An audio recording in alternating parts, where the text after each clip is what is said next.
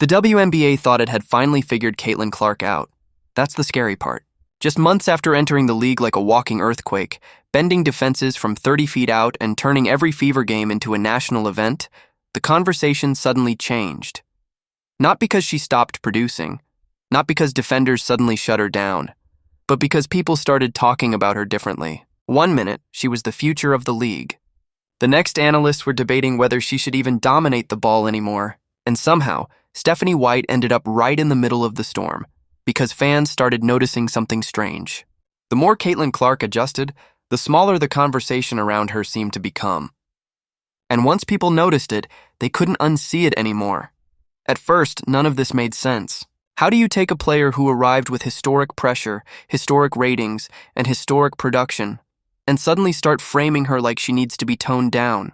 This is the same player who walked into the WNBA with defenders picking her up near half court. The same player forcing teams to completely redesign defensive coverages. The same rookie who instantly became the center of every sports debate in America. But slowly, the language changed. Instead of hearing conversations about unleashing her offense, people started hearing phrases like off-ball versatility, reducing predictability, balancing the system. And for a lot of Fever fans, those phrases sounded less like strategy and more like restrictions. That's when the online debates exploded. Because in the eyes of many fans, Caitlin Clark was never supposed to be a player who adapted to the system. She was supposed to be the system. And the second that identity started getting blurred, people immediately started blaming coaching. Especially Stephanie White. Now, to be fair, White never came out and trashed Caitlin Clark. In fact, most of her public comments sounded supportive. She talked about versatility, patience, growth, team structure. She praised Caitlin's ability to play multiple positions and emphasized long-term development. But that didn't stop fans from reading between the lines, because perception in sports moves faster than reality. The second Caitlin spent more possessions off ball, people noticed. The second the offense slowed down, people noticed. The second her role looked even slightly different from the free-flowing chaos fans saw in college, people noticed.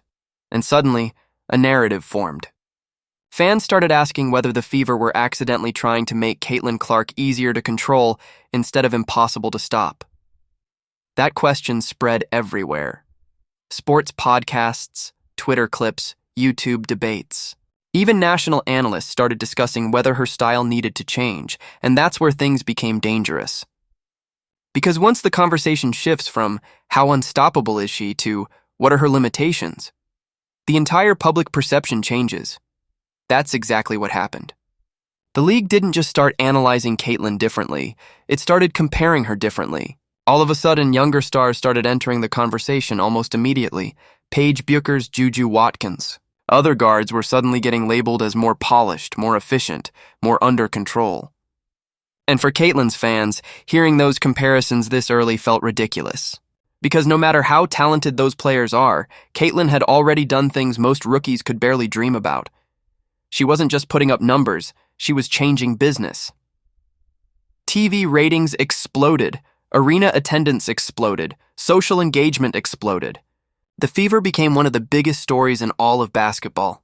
But somehow, despite all that attention, the tone around her started sounding smaller. That's the part fans couldn't understand. And honestly, it made the backlash even louder. Because people started believing the league was becoming uncomfortable with how massive Caitlin Clark's influence had become. Whether that belief was fair or not didn't even matter anymore. The perception had already taken off. And once sports fans lock onto a narrative, good luck slowing it down. That's why every coaching adjustment suddenly became a war online. If Caitlin played off-ball too long, fans got angry. If another guard initiated the offense, fans got angry. If the Fever struggled offensively for even a quarter, social media instantly blamed the system. It became exhausting, but it also revealed something bigger. People weren't just emotionally attached to Caitlin Clark. They were emotionally attached to what they believed she represented. Freedom, creativity, unlimited range, chaos for defenses. And the second that chaos looked controlled, people panicked.